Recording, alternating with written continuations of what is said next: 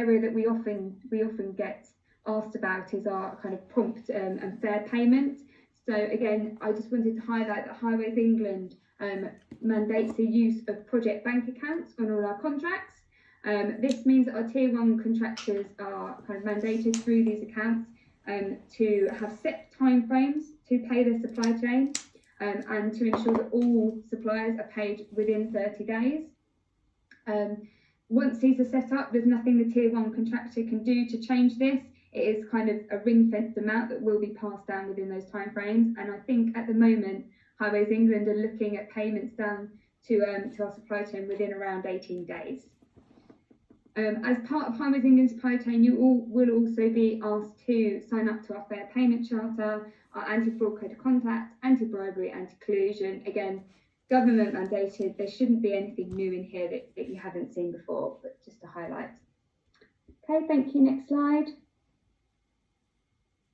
So the important one is how do you register your interest? So for our preliminary works contractors, so for Osborne and Wessex, who are speaking in a second, please sign up to our A303 supply chain website. There's a link to the project website which will be sent out. And once you click on and go to the website, you will see a number of boxes, as you can see on the slides here, which ask you for details of your business and various contact information. Once you submit this will go directly to Highways England, and then we will be passing on to Wessex, to Osborne, to our supply chain, all those details. When our main works contractors come on board, and as you've seen from David's presentation, that's kind of later this year, early next year, they will be using a website called Compete For. Again, the link to Compete For is here. If you click on it, it should give you a kind of layout of how to sign up. It's used by lots and lots of other projects and organisations. So it's been used at London 2012 Olympics, Thames Tideway use it, HS2, so it's well used, but please go on and sign up for it, and then you will get any opportunities from our main works contractors will be advertised on here. So hopefully that's kind of a neat summary of how to get involved. And I think those are the end of my slides now. So thank you everyone. I'll pass back over to Jeremy for the next poll. Thanks, Kat. Yes, so hopefully that's given you a flavour as to a step one, as it were, into the procurement route before we talk in more detail with Wessex Archaeology and Osborne. And again, please do think of any questions that you might have. We are very keen to make the procurement route as understandable and as stress-free as possible, to make best use of all the excellent resource that is within the locality and within the SME area. So let's do another poll, finding out a bit more about you if we could. Thank you, Nick, if you could run the poll.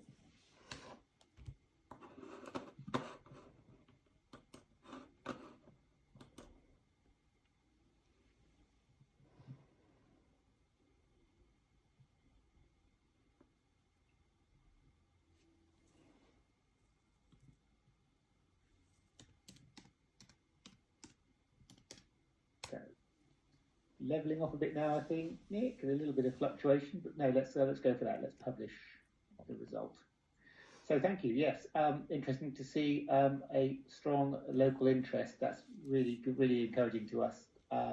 We are very keen to engage with local businesses and equally kind of reaching out within the corridor. And David did flag the additional work that will be flowing on those other schemes within the southwest. So hopefully, whilst we're talking to you today about the A303 Stonehenge, you're getting a good insight into those other projects which will be running broadly in parallel with this scheme. Thank you, Nick. If you could take the poll down, we're going to move on to Andy, who's going to talk about the Wessex Archaeology's involvement. Andy, if I could pass the baton to you.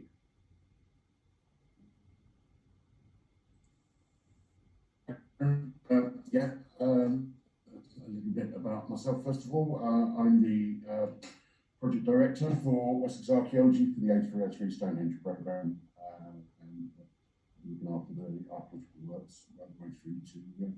completion. Next slide, please. So some of you may or may not know a little bit about Wessex archaeology. We're obviously very, very local to the scheme itself. It's a little bit about us. Our head office is based in Salisbury. We were formed in 1979 as the Wessex Archaeological Committee in a small room in Salisbury Museum in the Close. With the head office based in Salisbury, we've got 5 other regional offices, or 6 including Salisbury, one based in Kent, in Bristol, in North West Wales, in Sheffield, and in Edinburgh. And we also have colleagues working overseas in Berlin, and particularly in Holland as well. Throughout our lifetime as an organisation, since '79, we have been working in and around the World Heritage Site. Any of you who are local will know the route to finding a solution for the A303 and Stonehenge has been going on for some time now, and we've been actively involved in that right from the outset. And as well, obviously, in the past, the search for a solution to what was the Stonehenge Visitor Centre. So we have a huge amount of experience of working on the World Heritage Site. And we are 100% passionate about bringing archaeology to the public. We are a registered charity, and that's a very, very important aspect of our work and of our philosophy. And our charitable aims are specifically to promote the education of the public in the arts, culture, science, and heritage through the use of archaeology. Next slide, please. So what we do, we work, basically we are a commercial archaeological organisation. We work with developers, regulators, services there to basically find what we call solutions, find archaeological solutions to where necessary allow development to take place. We don't just work with developers, we work with national bodies such as the National Trust, English Heritage, Historic England, and of course government bodies such as Highways England. And for all intents and purposes, we help to manage changes that might impact the historic environment. And the important thing to emphasise is that we work together with developers, and we work together with national bodies and government bodies to achieve this. We don't just focus on field work. That's a very, very significant part of what we do, but we also focus very heavily on consultancy, on the work involved prior to field work and finding solutions perhaps that avoid impact in archaeology wherever feasible. In support of that, we've got, we also specialise in non-intrusive techniques such as geoservices, geophysical surveys, I'm sure you've heard mentioned if you've ever seen Time Team, and anything like that. Specialist services is a very important part of following up from any field work or any work we do. We've got a vast array of in-house expert specialists in all manner of environmental and artefact studies, human remains and such like. But we don't just stop on land, we go out into the water as well. We've the largest and longest running coastal marine department in the UK, and now branching out into Europe and across to America as well, dealing with intertidal and marine environment, which is obviously rich in archaeological remains of different periods. Some of you may have seen more recent announcements, for instance, about the archaeology of Dogger Bank, for instance, before it was submerged beneath the North Sea. And allied with that, it's very, very important to us, particularly with our charitable status, is our commitment to community and education and outreach, which is an incredibly important part of what we do. Next slide. So a tiny little bit of context in terms of working with Highways England, the A303, as I've mentioned, our close working relationship with the Highways England for this particular aspect of the scheme has been for the last 20 plus years. And certainly in the last 2 or 3 years, we've been focusing very, very heavily on a significant programme of evaluation work, helping to fine-tune and determine the route that causes the least archaeological impact of all. Probably one of the most comprehensive evaluation programmes that's been undertaken to date. I won't bore you with the numbers, but hundreds and hundreds of evaluation trenches, thousands of hand-dug test pits, geophysical survey over tens and tens of hectares of land. And the important message I think that came out of all of that work but was that what we were finding in terms of the preferred route, the archaeology was interesting. It was not unexpected, and that was reassuring to hear. As I said, that was a very, very thorough programme of archaeological works, and we are going to follow that up now with sharing the results from that work and the work to come with our plan. Next slide, please. So, to the meat of it, we're expecting our fieldwork programme for the main phase, the preliminary work to start broadly summer 2021. We're thinking June, July, around that date. And the main phase of works currently scheduled is looking likely to be somewhere in the region of 18 to 20 months. So this will clear, for all intents and purposes, it will clear most of the archaeological remains in a controlled and recorded manner prior to the main works, prior to the construction of the tunnel itself. For that period, broadly, we expect to be employing somewhere in the region of 150 to 200 archaeologists on site, more or less throughout that period. Our current field team based in Salisbury is 60 strong, so we will obviously be both recruiting and relying on some of our colleagues at other archaeological organisations to augment those numbers. Our works will be carried out along the entire route, right the way from the Winterbourne Stoke bypass, the work at Parsonage Down, right the way round across the Longbow Junction, the Western Port, the Eastern Port, and Landing Key, out past Solstice Park, where the works are required as part of the scheme. There is some evaluation work still to do, test pits and trial trenching, and a little bit more geophysical survey without a shadow of a doubt. But then most of our works will be what we call strip and map excavation, and it's probably going to be the most comprehensive archaeological programme across the footprint of that size that's ever been undertaken. That won't necessarily complete our works, even when we hand the site over as it is. There will undoubtedly be archaeological attendance required during the main construction programme, as the ancillary works are defined and such like. So we expect to be physically involved on site more or less throughout the entirety of the build, and certainly working very, very hard on the post-excavation assessment analysis and publication of the results through that period as well. Next slide, please. So what do we need? Plant is a very significant aspect of what we're talking about here. In that regard, I'm talking specifically about track excavators and dump trucks for stripping and moving soil on site. We won't be hauling spoil along the highways. That's certainly what we intend to do. Each one of our sites, and I estimate there's probably going to be at least nearly 200, probably more.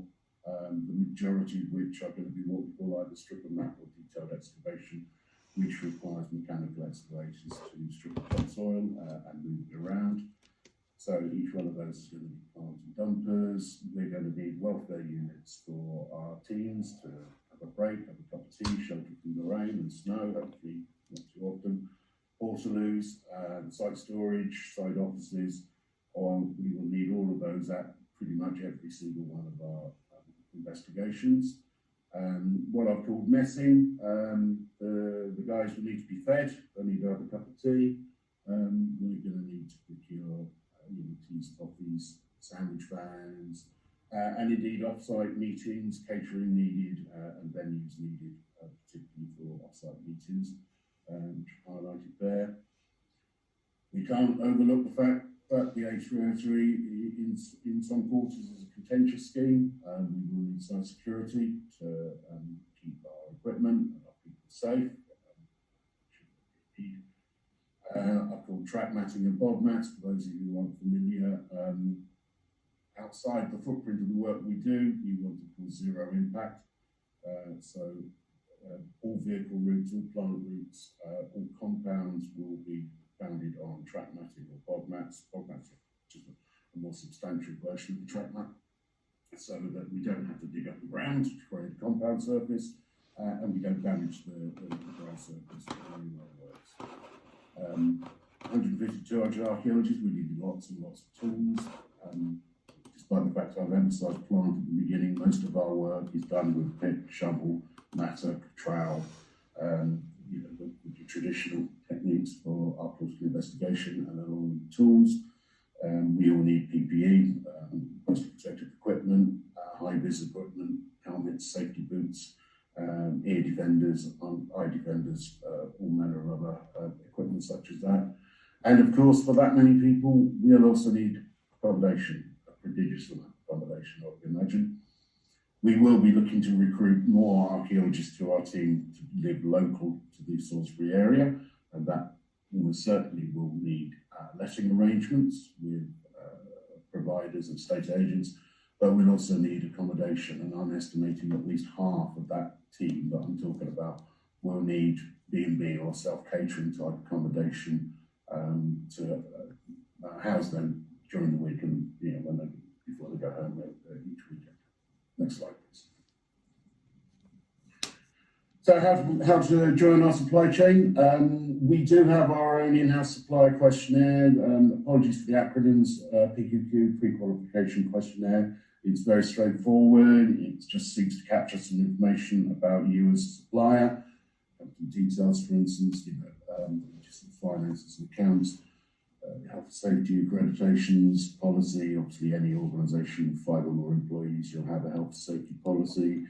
We've got the construction skills certification scheme, which is a mandatory requirement for anyone who's going to actually be on site.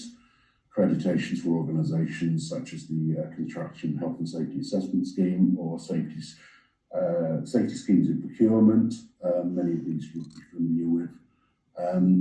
We want to know that you do things safely. RIDDLE, report of injury, serious accidents and your general accident stats. Do you look after your people? Do you have any quality performance accreditations such as ISO 9001 and any environmental performance accreditations? We tend to tailor what we require from our suppliers in relation to the service that we're looking for. We're not unrealistic about if you want to turn up with a sandwich van, you'll need to have ISO 9001, for instance. Obviously not. What we all need, and I'm saying all, I assume it's going to mean both you and us, we all need certainty of supply and demand. So we will be looking for somewhere in the region of a 3-month lead-in for some of our suppliers, certainly those that are going to be required to produce considerable quantities of materials or services. So with that in mind, we'd be looking to place contracts somewhere mid to late spring based on our current programme to ensure that we've got that supply fixed and ready to go. Thank you.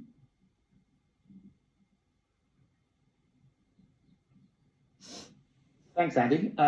So that provides a good flavour as to the nature of the archaeological work and the potential opportunities for supply chain involvement. Hopefully that was informative to you, but do please think of any questions, put them in the Q&A, and we'll come to that within the meeting. We're having the 5th of our 6 polls. So Nick, if I could ask you to put up poll 5. So just testing, thinking around any concerns you might have around barriers to entering the supply chain.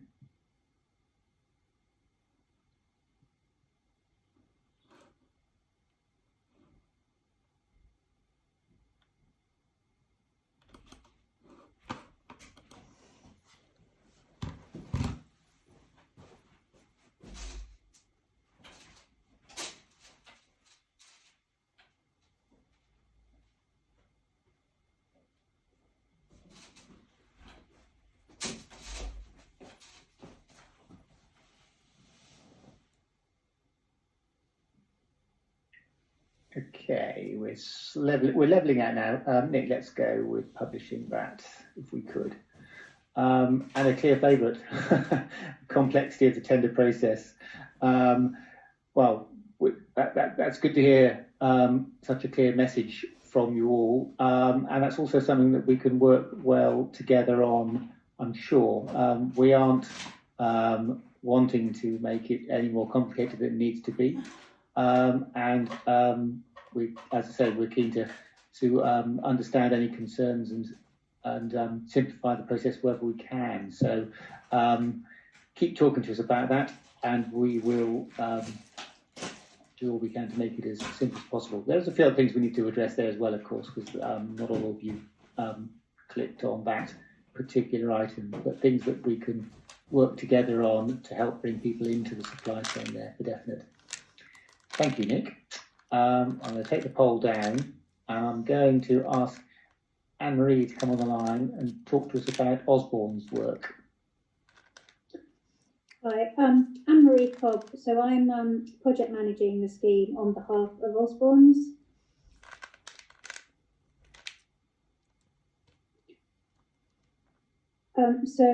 Who are we? Osborne's was founded in 1966 by Geoffrey Osborne and is still very much a family business, with the Osborne family being still the major shareholders.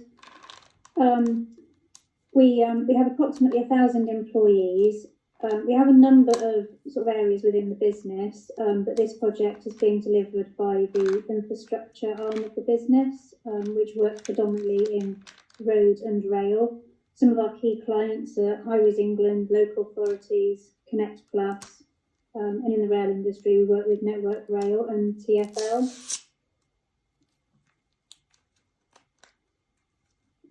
So some of the previous schemes we've worked with Highways England on, sort of the A500, which we recently completed a £10 million scheme to widen 3 lanes, M27 Romsey Road Bridge, a £15 million scheme to replace defective bridges in Southampton. We've also been involved with HS2, A417 missing link surveys, which has been ground investigation works, and we're just in the process of delivering the A46 Coventry Junctions, a £46 million scheme, putting in a new flyover near Coventry. So that's just started construction.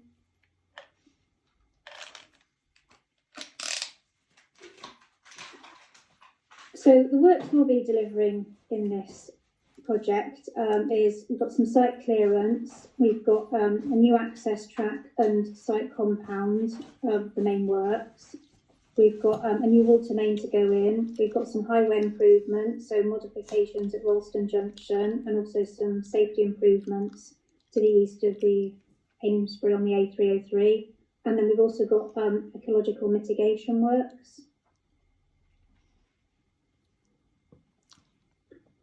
So the supply chain opportunities, so we've got the sort of primary trades, which is the sort of construction type activities that we'll be carrying out on site.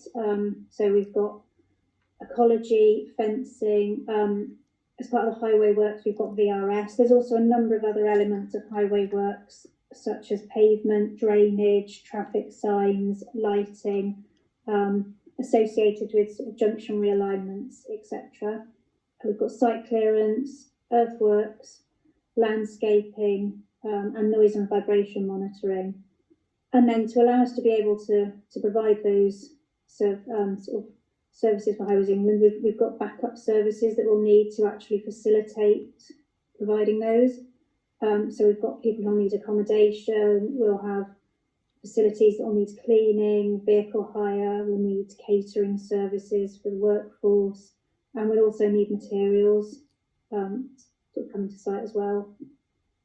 We have got a few items that are delivered through a central sort of trading agreements that we have for things such as fuel plant and site accommodation and waste management. So that's not something we would be looking to have provided by the supply chain on this. We already have agreements for those in place. And then looking at how we procure these, so for the primary trades and services, we'd have pre-qualification, which we're looking at things like the Build UK Common Assessment Standard, Construction Gold Line, financial stability, and we'd also be looking at company size and locality to the project. So the procurement route would be restrictive competitive tendering, and then these would be awarded through the most economic advantageous tender. So we wouldn't just be looking purely at price on those. That would be a consideration, but we would also be looking at things such as quality, the technical and sustainability aspects, health and safety. And then those contracts would in general be awarded through either lump sum or remeasurable subcontracts. And then for the secondary trades and services, pre-qualification for those would be similar for the primary trades. The procurement route would be open or restrictive competitive tendering. These would generally be done on price. Obviously, we would still consider other aspects. And these would generally be procured through purchase orders.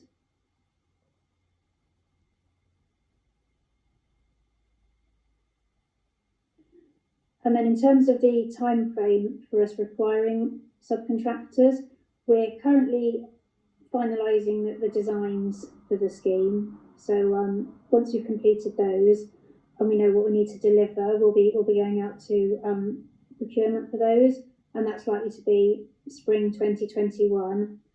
And then we'll be starting works on site in summer 2021, and then the works will be completed winter 2022.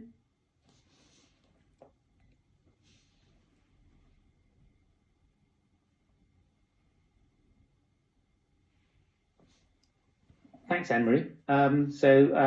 That helps paint the picture for the other side of the story on the preliminary work. So the two contractors, so that's Osborne's readiness for main works piece.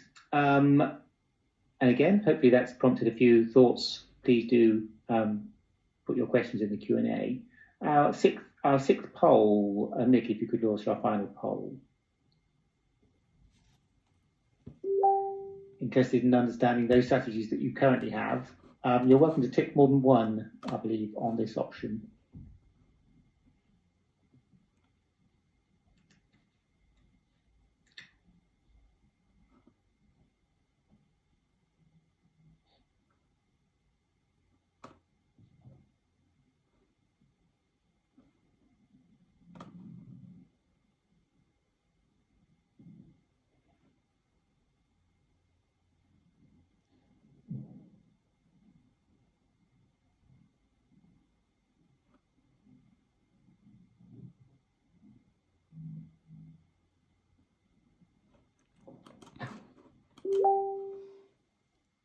I'm just giving us a moment. I know that it takes a little longer to answer this question, so thank you for having a go.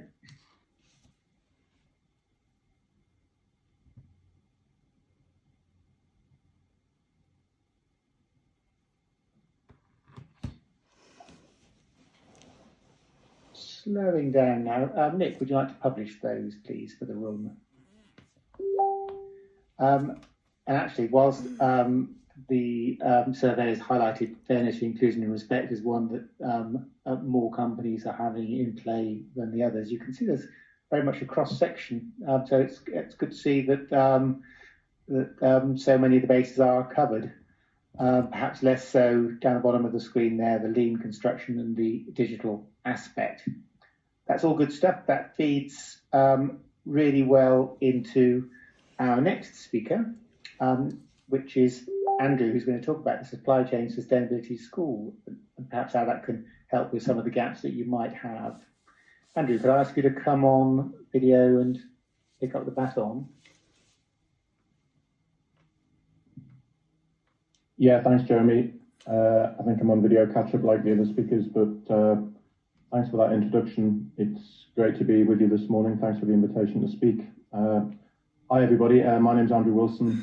I'm the account manager for the Supply Chain Sustainability School. We do a lot of work with Highways England, and just wanted to run through a few slides with you all this morning to show you a little bit of an introduction to our world and the resources and the learning and the skills and the knowledge that we have as our mission to extend and accelerate and increase across the supply chain. Next slide, please. don't know if you can see my video now. Hopefully you can. Let me try and start it again just in case. Oh yeah, there we are. Yes, thanks, Andrew. Great. Okay, here I am. Yeah, the Supply Chain Sustainability School, for those of you who aren't aware or who haven't had a look at our website, we're a collaboration, a world-class collaboration to enable a sustainable built environment. We're very much an online school. We've got a huge range of content and learning resources for the supply chain to benefit from, completely free of charge at the point of access. As I've said, we work extensively now with Highways England, not just to support the supply chain in this part of the world, but also across other major frameworks such as the Smart Motorways Alliance, the Lower Thames Crossing, and the Regional Delivery Partnership. We've got a launch event happening next Friday to introduce everyone to the work that we've done to support the Regional Delivery Partnership, which is clearly a major framework for Highways England. Next slide, please. The Sustainability School, what is it? There's two main areas of our work. We assess and report on supply chain competence across all aspects of sustainability. So we have a standard approach to assessment and looking at a kind of macro view of the supply chain to look at the skills and engagement that suppliers and subcontractors have across the sustainability agenda. And we also develop sustainability knowledge and extend collaboration between suppliers, customers and other stakeholders. We launched in 2012 and over the years we've grown quite rapidly. We now have 107 partners, major client contractors and client-side partners who support our work and who fund our work and make all of our resources and learning free of charge to access for the broader supply chain. We've got about 14,000 companies at the last count who are part of the supply chain school, and over 40,000 individuals now have accounts with the school. Next slide, please. Just a screenshot of some of the companies that we work with. These are our partners. So you'll recognise, I hope, many of the brands and logos on the screen there. In terms of Highways England, really pleased to be extending our work with Highways England and tying that together with other infrastructure partners such as Network Rail and HS2. But for Highways England, we work with a number of their prime contractors who co-fund our work. So Anne-Marie's company Osborne is a major partner of ours, as are other Highways England prime contractors such as Alpha Beatty, such as Kier, Galliford Try, Costain, Walker Fitzpatrick, Skanska, Sir Robert McAlpine, Graham, etc., etc. So we include all of these large organisations in our collaboration, and they strategically lead our work and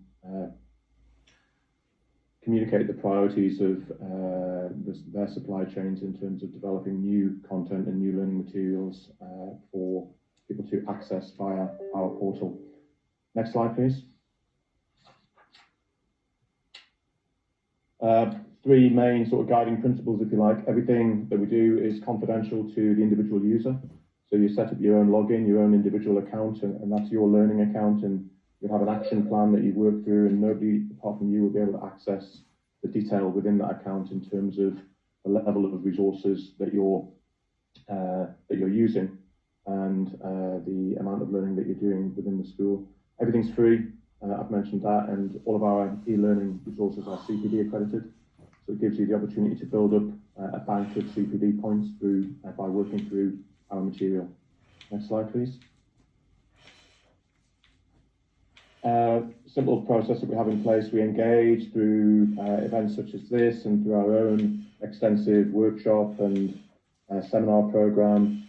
We do about 250 events a year at the moment, so ample opportunity to join us on those and receive live training sessions. Obviously, everything we do at the moment in particular is online. We engage people, set up their own accounts, as I've said.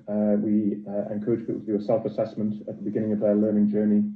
That assesses where people are at in terms of knowledge and awareness of sustainability issues. And that then produces an action plan for the individual learner, which is a guide, if you like, through the quite extensive range of resources that we have.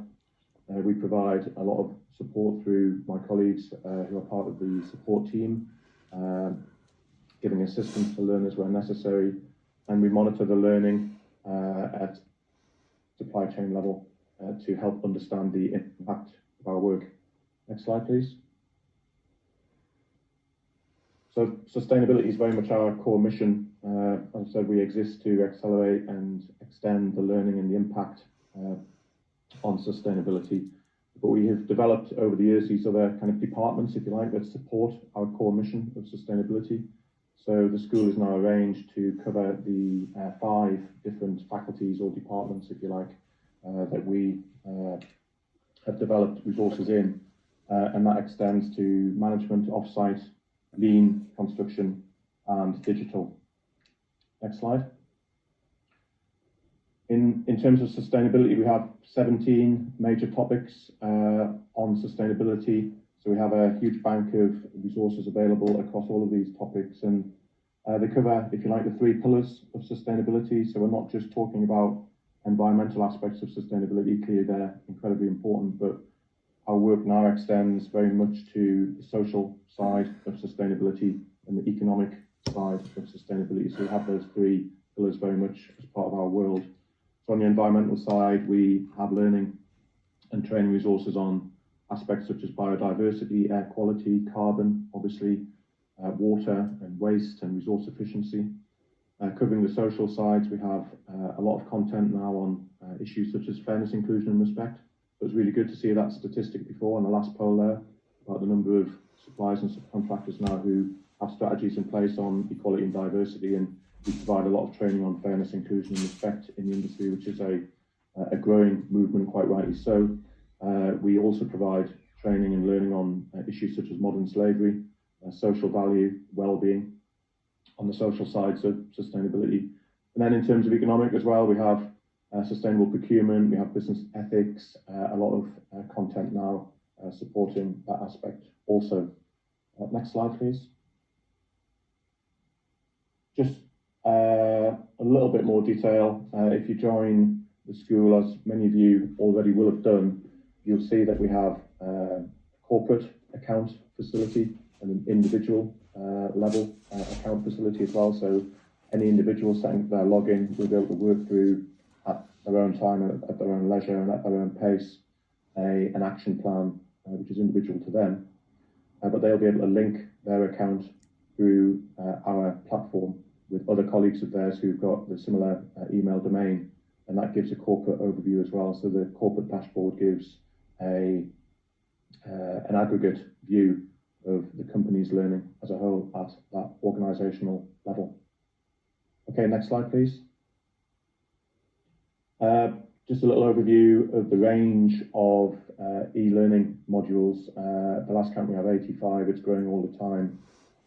So these are specifically developed CPD accredited e-learning modules of various length and at various levels of learning, from entry level through intermediate to expert and lead level of content. So we have many of those that are freely available through the website for companies to benefit from and individuals to benefit from. Next slide, please. In particular, because of the range of resources that we have at the moment, those e-learning modules are just a small part of the quite extensive range. We've got over 2,500 resources now through our portal. So as you can imagine, quite a complex situation. We've got a really good search engine which allows people to find the topics that they're particularly interested in. But importantly, we've also now established, working with High Res England, what we call learning pathways.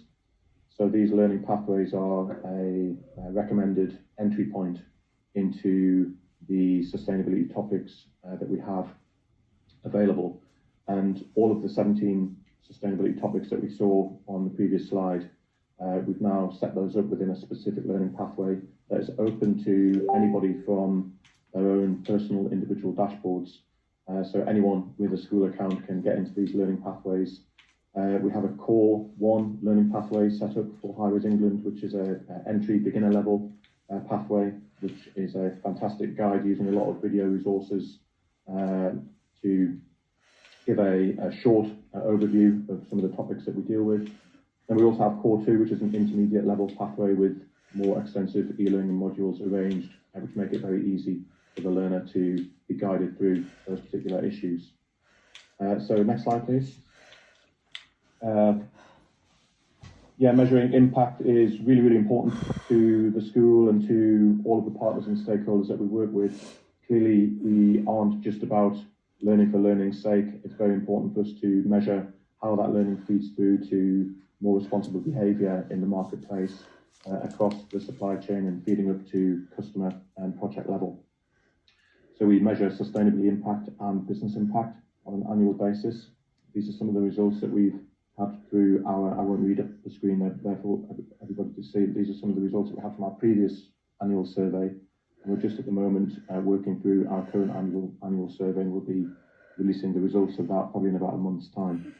So that's sustainability. And next slide shows the business impact as well. So we clearly are interested in the sustainability impact, but also there are very clear business benefits of being involved in the school and learning with us and helping your business to develop more work, behave more responsibly, and help the collaborative effort to make the world a better place. Next slide, just to conclude. Yeah, again, some guiding principles. We believe that knowledge is really good for the individual and for the organisation that those individuals belong to. Confidentiality is inherent in the individual learning accounts that I've explained. All of our system is based on trust, so you can go at your own pace. There's no mandated, set or arranged approach to your learning. It's very much up to you as an individual, up to your organisation to set your own pace and work through your own action plans that are bespoke to your requirements. And above all, it's free. So I'd encourage everybody to get involved in our world and join the school if you're not already a member and benefit from the free resources that are available. So the next slide just gives my details. And thanks once again for giving us the opportunity to speak. It's really pleasing for us to be doing so much work now with High Res England, and we look forward to supporting the supply chain as much as we can. Thanks, Jeremy. Thanks, Andrew. That's great. So everyone, that's giving you a flavour of what the Supply Chain Sustainability School does, and really just sort of to emphasise a few points there from Andrew's presentation. So High Res England is very much a partner within the school, and we have done some work around those particular modules that we believe are most relevant to the schemes that we deliver. So please do look at the learning pathways that Andrew has described. And thinking back to David's slide where he was talking about the timeline. So whilst we're talking very specifically today about immediate opportunities for the preliminary works, there will of course be some significant opportunities flowing for the main works, which is due to start late 22, early 23. So whilst that might seem like a little way away, there's a great opportunity over the next year to really make good use of the supply chain school as a free asset to help position your business. So we're going to have a go at some Q&A now. So thank you for feeding questions through. Please do continue. We've got a healthy collection of questions. We have got some questions in the chat, which I will seek to extract as well to bring those into the conversation. But as I said at the outset, we did have a few questions submitted before the event. So just seems right perhaps to touch on one or two of those and then mix them in as we go through.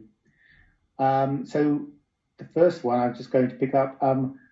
Dos Bernston from 3D Personnel. Dos, you asked, I'd like to know if there'll be any special requirements to use local labour to the area, and if so, if there was a way to get a breakdown of what may be required under these. So just in generality, perhaps, Kat, do you mind if I pass the baton to you to talk about labour in headline terms? Perhaps today's conversation is much more about business than labour per se, but could you answer that question? Yes. Hi everyone. So I'll talk more in terms of the use of local businesses, local labour. And apologies if you can't see me, we've had a rare moment of sunshine here. So although there won't be, so legally, I suppose, we can't mandate use of local companies, but however, we are hugely incentivising our companies to take on local businesses and therefore local staff. So all of our contracts are focused on this. I talked a lot about social value earlier in my presentation, and within that, all of our tier 1 contractors have to show how they will bring the local companies, local businesses, and how they will use this for any work in the area. So I suppose really from our point of view, it's from Highways England, it's having that mandated in our procurement guidelines, and then monitoring it once the contracts are in place, and as I said, incentivising against debt. So hopefully that's kind of broadly answered the question over local employment of businesses and individuals. Thanks, Kat. I'll take one more of the earlier questions and then start dipping into the today's questions. Just one here from Simon Hawes, Centurion Traffic Management. Simon, you asked, how are you balancing works with local impact? Traffic management is going to be a very involved part of this. What are your expectations for a traffic management partner?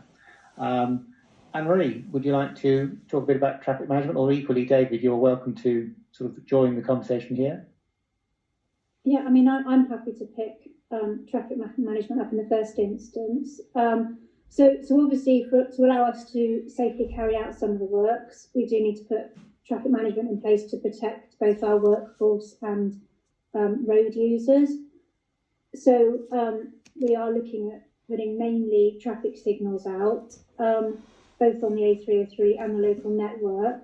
We will, however, be looking to minimise the impact where we can. So for example, if we can carry works out at night to reduce the impact on road users when flows are lower, we'll be looking to do that where we can. Some of the works which need more permanent traffic management, that needs to be out all the time, that will obviously be there during the day as well. But it is something we'll look at the potential delays and try and, where possible, to minimise the impact on the users. Thanks, Anne-Marie. I'm looking down the questions, and there's a few kind of questions which ask about the nature of the scheme. David, could I ask you just to, I'm going to combine a couple. There was a question asked around whether there would be, requirements for retaining walls and reinforced earth. And I know it's a different area, but there's an equally odd question I'm reading here about whether there would be requirements for ventilation. Could you just perhaps touch on some of the specification aspects of the scheme? Yeah, I think if I take the retaining wall one first, I think when I went through the scheme and the layout of the scheme, I think if you take the flyover at Countess, for instance, I think I mentioned that the flyover is actually being constructed within the footprint there. So as you can imagine, quite a constrained area to build a flyover. So yes, a demand, and certainly the design is emerging. And when we're in the detailed design phase, there is a high likelihood of need for retaining walls, whether they're reinforced earth. That design is still being developed. We're still going through the tender process for the main works. Once that main works contractor is with us toward the end of this year, beginning of next, then the detailed design will start taking shape. So within what is emerging at the moment and within our proposals, yes, undoubtedly a need around need for retaining walls, potentially reinforced earth as well. What was the other one, Jeremy? Sorry. That's okay, David. Sorry, I threw you two walls at the same time. That's ventilation. Sorry. Ventilation. It was ventilation. Ventilation, I guess. Yeah, it depends on the scale. There'll be local things in terms of I'm sure there will be confined spaces needs in terms of basic ventilation, in terms of the temporary state. Certainly ventilation requirements during the tunnel construction. The tunnel is a board construction, So there will be a tunnel boring machine which will go through the natural ground there. That process is something that requires significant ventilation to maintain safety for the workforce. And then obviously long term, in terms of the mechanical and engineering fit out of the tunnel, which is a major exercise, there are ventilation requirements, fans, etc., for the tunnel itself. So yes, there is at different levels and different scales ventilation requirements on this project. Thanks, David. There's a couple of questions which I might just grab myself, and combine, which is around a bit more detail about how to get on board, as it were, with both Osborne and Wessex Archaeology. A bit more about what the process is. So, we're trying to make this as simple as possible for you. So, what we wanted to do was to highlight the questionnaire that we have on our website. So the Highways England website that I'm sure many of you have already visited, where you've submitted information about your company. We collect that as a single source, as a spreadsheet, which we share with Wessex and Osborne, and then they are both able to look at that list. And so as they have specific opportunities arising, to identify those companies that are a good fit, and then they will reach back out to you. So there will be future more detailed conversations around specific opportunities. But first and foremost, please channel your interest through the Highways England website. Forgive me, so I'm just jumping around the list. There was a question which I thought Anne-Marie would be well placed to answer, which was just to say a little bit more about Rolleston Junction, just to understand the work that you'll be carrying out there. Yeah, that's fine. So I think somebody did ask where that is. So that's just north of the Stonehenge Visitor Centre on the B3086. And basically what we're doing there is we're realigning that crossroads slightly. So there's some highways realignment work to be carried out there. There's stats diversions, and then there's all the associated works that go with the minor realignment, things like sort of new signs and stuff like that. Thanks, Emery. Sorry, I'm looking at questions and listening to you at the same time. David, can I pass one back to you from a question that was asked before the event, which was just really acknowledging the fact that there's been a judicial review claim submitted. Would this impact on the scheme? Could you talk about programme, perhaps? Yeah, certainly. In terms of, there has been a JR submitted. That will work its way through the court process. At the moment we don't know what status is of that. That will emerge over the forthcoming months. So I think what I would say is that we are very confident in the scheme. We're very confident in the way in which the decision was made. This is a very high profile scheme. So as you can imagine, we've put an awful lot of effort to make sure that we've done everything correctly. Department for Transport and the Secretary of State, in making their decision similarly, have put lots of time and effort to make sure that everything has been covered. So we're confident that that any JR really would be a favourable outcome. We are then planning, as I say, to carry on and keep going. So we're not holding back as a result of the JR. We're confident in that outcome. So we're still holding that position. Certainly prelim works looking to start in the summer. The timeline for the main works continuing on at the same pace. So unaffected by the JR process, and we will wait and see. Thank you, David. Thank you. There's been a number of questions about accommodation. How will that work? And so for purposes of this conversation today, the same principles apply. If you are a bed and breakfast, a guest house, a hotel, please do go to the Highways England website and register your interest in the scheme, because that will be a point of reference. Andy mentioned, as did Anne-Marie, that there will be a need for local accommodation. And in due course, I'm sure, I think that's an area that we as a project will look to share further thinking around, because I'm conscious that pandemic aside, the accommodation is also sought by tourists and others. So we need to make sure that the scheme gets the accommodation it needs, provides local opportunity for your businesses, but also respects the fact that there are other draws on that accommodation. So that's an area that we will be developing our thinking. But in the interim, please do register your interest in the same way as all businesses. Thank you for that.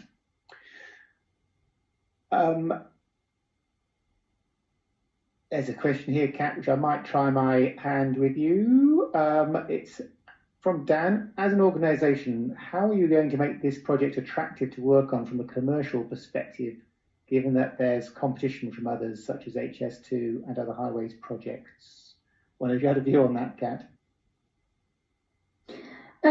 So Highways England are obviously looking to attract the workforce in the kind of busy market at the moment, and we do expect that.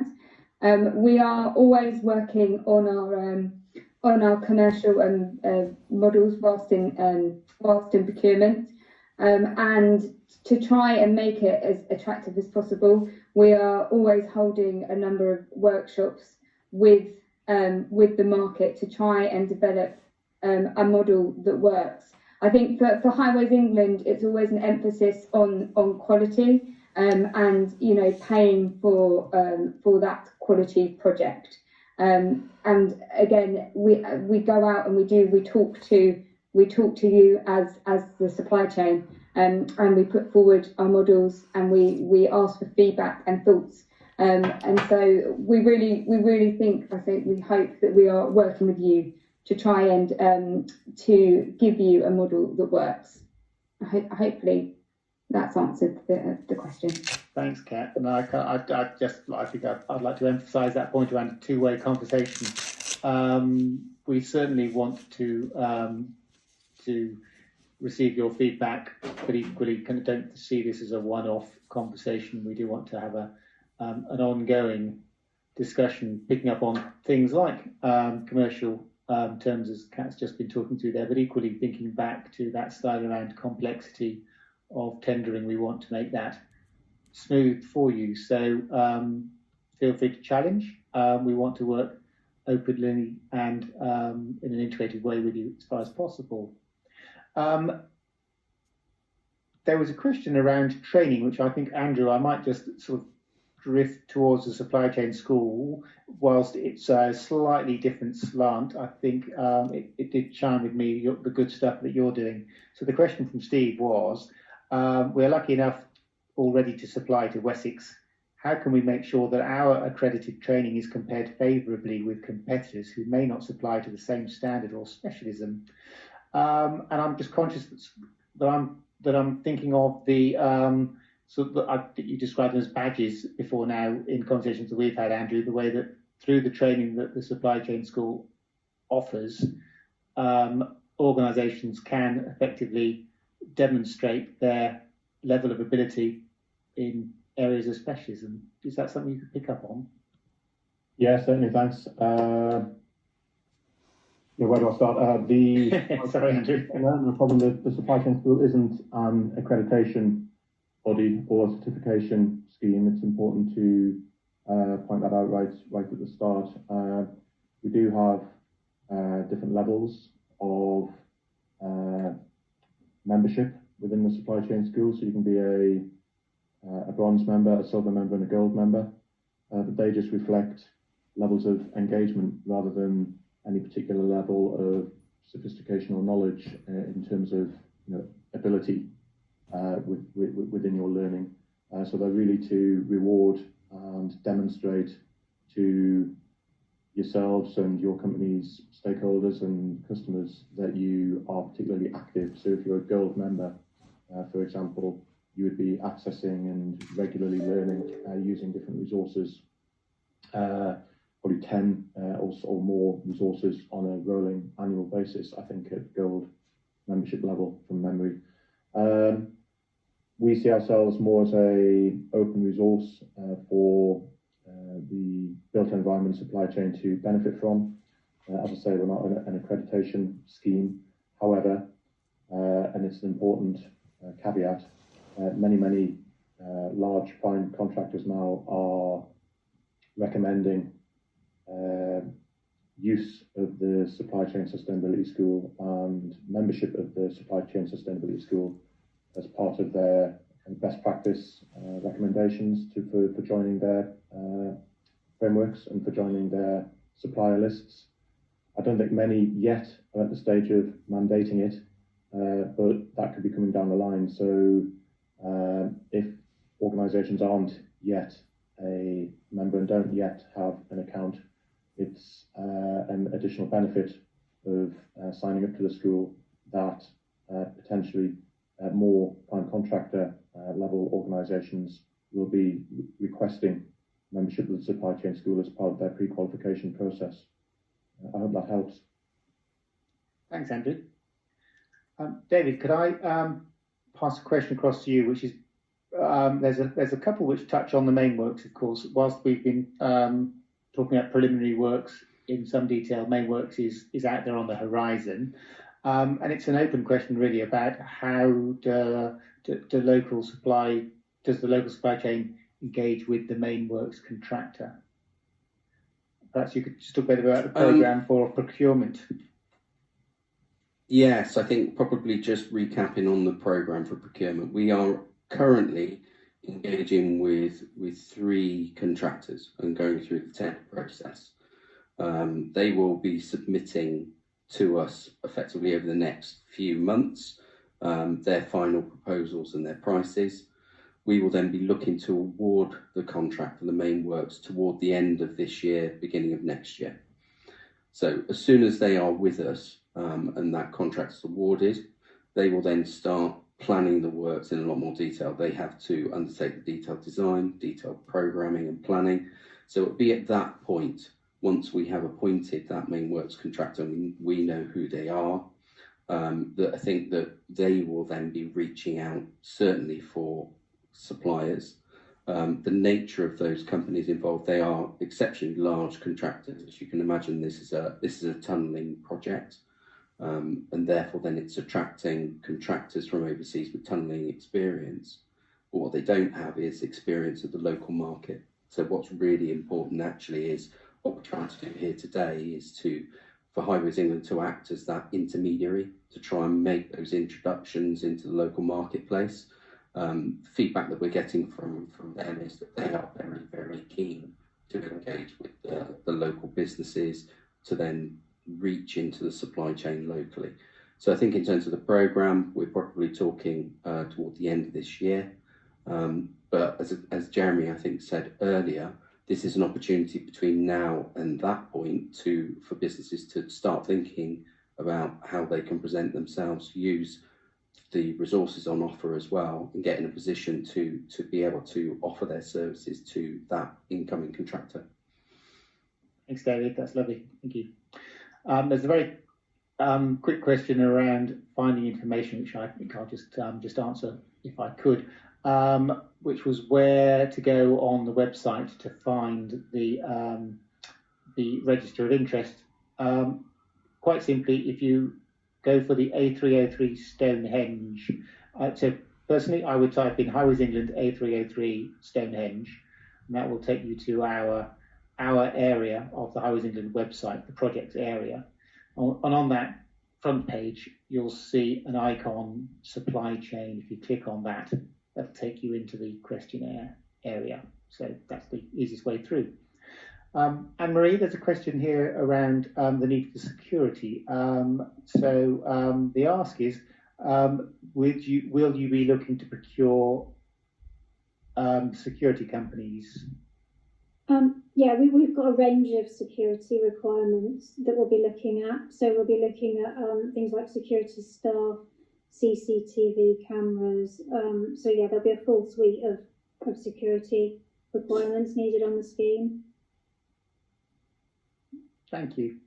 And there's a little bit more about traffic management. There's a number of questions which are asking around to what degree the scheme is going to cause disruption and how are we managing that. And also then there's a very specific question which is around who's providing the traffic management, whether that's a tier 1 or a tier 2 provider. So, Anne-Marie, perhaps if you could talk a bit about how you're procuring traffic management for the preliminary works. And then David, perhaps if you were able to talk a bit about how we are, as a whole, managing traffic flow on the A303 for the main works, that would be very helpful. Yeah, so on the preliminary works, we will be going out to competitive tender for the traffic management, so that will be procured as part of our contract. Just to add to that, at the moment, there is also a requirement for Wessex to have TM as well. So there's potentially 2 TM contractors needed for the preliminary works aspect, although we may look at efficiencies in combining that. Thank you. Yes, David, if you could talk more broadly, that would be great. I will, yes. I think I'll probably try and head off another couple of questions with an answer if I can. Brilliant. I think when we're looking at main works, we've obviously done modelling for the intermediary case for the scheme of what the construction impacts would be. We have commitments within the DCO, but then they're mirrored within our contract documentation for main works contractor, is that we should not be causing any adverse traffic impacts. There will be a high need for traffic management, but that would be to protect the workforce. But we will be maintaining that flow of traffic through the A303. It'll be a dual carriageway at all times. So the main works contractors will be coming forward with proposals which demonstrate that they can build the scheme without causing an adverse traffic impact. That's not to say that there's not going to be problems and congestions. The main reason for that is there's problems and congestions on the existing road. We're going to go and build a project. We can keep things moving, but there's still problems and congestion. I guess the one thing I can promise is that during our construction is the communication around the problems and congestions will be far better. We will be letting people know about what's going on, how the traffic's flowing. In terms of the traffic management and suppliers, that could be through tier 1 or tier 2 or both. It very much depends on the main works contractor. But one thing is for sure, that any traffic management supplier that comes in, we will need to make sure that we're communicating out what goes on. We'll need to be quite reactive and dynamic in terms of that traffic management to make sure where we see problems and see congestions, we're making amendments to make sure that we're getting that free flow of traffic. Not sure I can add much more to that. No, that sounds good. Thank you, David. Thank you. Yeah. I'm going to ask Andy a question directed, and Andy Wessex Archaeology, as opposed to Andrew. Question around the archaeological finds. The question is really around whether they would be put on display. And perhaps you'd like just to explain in 1 or 2 lines the PACE programme. Okay, yeah, glad to. I'll start with the fines aspect. Yes, will they be put on display? They will be, once we've concluded all of our assessment analysis and recording publication of the results of our works, all fines, all records, everything will be deposited with Salisbury Museum. And then at that point, they'll be accessible to the public, for the rest of time. Whether they'll actually be put on display at Salisbury Museum will be a decision for them, depending on the nature and the quality of what we do or don't discover. We will, however, and with regards to the PACE programme, the Community Engagement, Public Archaeology Community Engagement Programme, we will be running throughout the course of our works a series of pop-up exhibitions, local talks, and a variety of different activities to allow the public to engage with the work we're doing and to sort of not only see but touch, handle, and become familiar with some of the material we're finding. So yes to both, really. Thanks, Andy. Thank you. There's a question about COVID, perhaps very inevitably something that we're all working through in our own way. It was around so the question actually says, financial stability as a pre-qualification assessment during the pandemic. How do you take this into consideration? There are so many dynamics to COVID. I'm not sure who best to direct the question to. I don't know whether one of the panel has a view, whether that's a procurement thing, or I think is it really just my kind of lead in to that would be that clearly we've all been impacted by COVID, and I would like to think that we would be pragmatic in our approach, and we wouldn't be penalising people unnecessarily. Kat, did you have a view? So from Highways England's point of view, in terms of anyone we're directly contracting with, we are in terms of our financial pre-qualifications, COVID is absolutely being taken into account, and we would expect to see that reflected in all our tier one contractors assessments. I'm not sure whether Anne-Marie or Andy have anything further to add, but yes, well, we're absolutely taking it into account from our end. Thank you. Open mic to any of the other panelists if there's any perspective on COVID that you'd like to share. Jeremy, Nicholas from Osborne. I would like to add something on what Kat's just said. So I would like to say that as Osborne, we can pass this requirement down to our pre-qualification system. So like we explained in our presentation, for the main trains, we will require the compliance with a common assessment standard, which preferably will be construction and gold. Now, in construction line, they have set up a COVID-19 question set, which assess the risk that the supplier may have or how they have gone through it. And this is something we will be taking into account when pre-qualifying the supply chain, the response to this question set. So I would encourage anyone that is in construction registered to complete the specific question set. Thank you. Thank you. Thanks, Nicholas. David, you asked a question about communications. The question, documenting, sharing project progress through the media. Will this be handled individually by the multiple contractors, or will this be a Highways England overall control? Simple answer is that it will be an overall controlled by Highways England. The contractors have a part to play in providing information and access, of course, but Highways England does control the communications message, as it were, to provide that unified answer. I'm scanning the questions. Other panelists, I don't know whether you're equally able to access questions. If you feel I've missed any, please feel free to chip in. Jeremy, there has been some general questions in terms of sort of digital requirements, and I thought I'd just pick up, hopefully just wrap them all up in one. I think, something that you don't necessarily associate with construction is the sort of the digital technology. I think it's fair to say that, certainly in my experience, I think with this project, we're really pushing the envelope in terms of the digital requirements and the connectivity across the site. And that's going to be a huge need and demand in the way that we record our work and the progress of the work, the way that we communicate with one another and with external bodies and stakeholders and the general public. The digital requirements that we've set within the contract for the contractor to provide are quite high in terms of also CCTV, etc. has been mentioned. So there is a huge demand in terms of that digital space for suppliers and involvement there within that digital environment. I think that was asked on a number of levels. And it's not just in the recording. We're already using certain technologies and we're looking to expand that more, whether that's in augmented reality on site as well. So yeah, not necessarily something you would associate with traditional construction, but we are really pushing the envelope in terms of the digital requirements.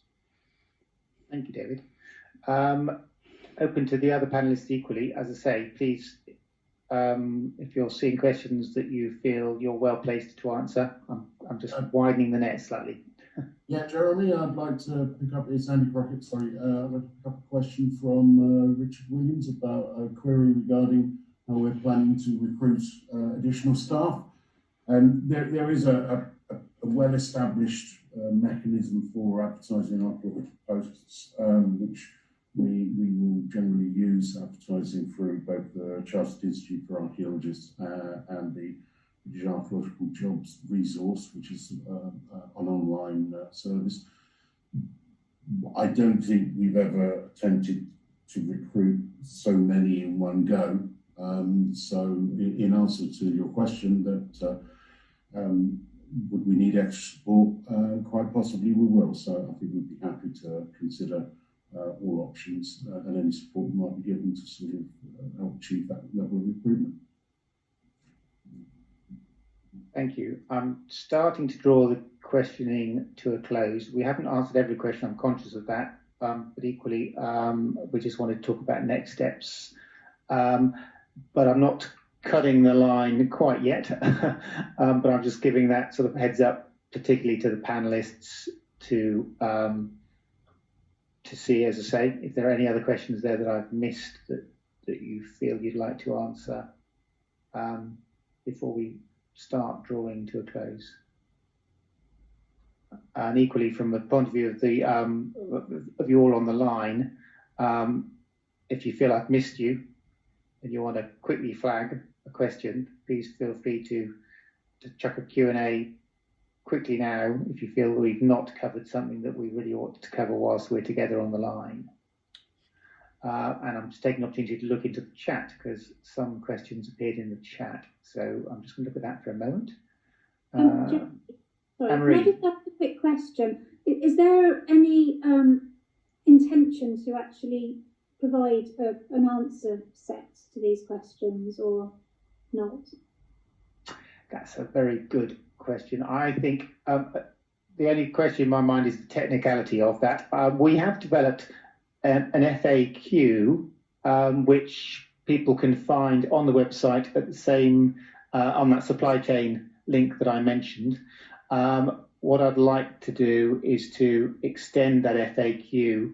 I believe that all these questions that have been asked today in the chat we can extract after the conversation is finished, so they're not lost questions, and we will seek to make sure that we provide answers as far as we possibly can. I think the FAQ is probably the most easy way of doing that rather than a sort of a one-to-one conversation. But having said that, to repeat my point around making sure that we engage effectively, don't feel that this is a once-off opportunity. If you have questions, please do ask. And there was a question in the chat on that line, which was whether people should engage directly with Osborne and Wessex, or whether there was a more formal approach to procurement. And I think it's fair to say that that we want to engage with you, so don't feel that you can't talk to either Wessex, Osborne, or Highways England. We have flagged the online form through the Highways England website simply because we want to try and channel the conversation to make it as to make it less confusing for everyone, so that you don't have to worry about approaching multiple organisations. But yes, as I say, don't feel that you can't talk. So I'm just going to check. I was using that as a stalling tactic to check that I haven't got more Q&A coming in. So I'm going to draw the Q&A to a close there.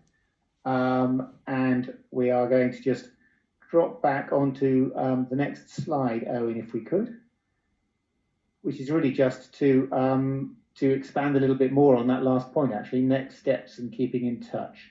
So click on again if you could, Owen. So what we sought to do today really is to bring you up to speed with the project first and foremost, and then more specifically about the preliminary works, and the programme going through 2021 and then looking towards 2022. There will be regular project updates, so please do keep alive to the conversation, whether that be going to the website, but also please do follow us on Twitter. We're also on Facebook. So yes, regular updates will continue. They will of course gather pace around work in a more detailed level on the preliminary works, but also around the story for main works. We will be promoting opportunities for training through the supply chain schools, because I'm sure you will all have seen the superb resource that is for everyone, and the opportunity, as I say, to align yourselves well before the main works arrive. and that we will be holding Meet the Buyer events, of course, with the main works contractor in due course. Kat and Andrew both mentioned regional opportunities. So Andy, in fact, forgive me, David did in his overarching explanations of the scheme that this is a corridor. Whilst we're talking today about A303 Stonehenge, there is also A303 Sparkford, just a short distance down the road, A358 Taunton to Southfield, just a bit further along. These schemes are being progressed in parallel. So there are other regional opportunities to keep alive to. And then progressing the details. So with Wessex Archaeology at Osborne, they will be working out in with more precision the support that they need from local businesses. They will be making use of the database that we're creating by collecting your information through the Highways England website. And really reaching out on specific topics. The exact format and timing to be confirmed, but you will have seen from the presentations given by both Anne-Marie and Andy that's kind of imminent and immediate stuff. So please do keep alive to the opportunity. What we will do after this meeting is we will send out a feedback form, and we are very keen to hear everything that you want to share with us, certainly about the quality of the information that you've given today, but also probably most importantly, if we've missed anything and any thoughts on how we should make sure that we do maximise on this opportunity. So if we could click to the next slide, please, Owen.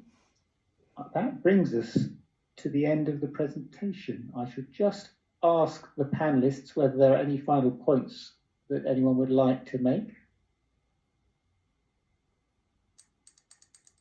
Okay, so in that case, I'm going to draw us to a close. As I say, if we've missed a question, we will be looking to sweep it up, but equally, you're welcome to make effective use of the feedback form to flag anything that you'd like to follow up on. So thank you all for attending. And that's the conclusion. Goodbye.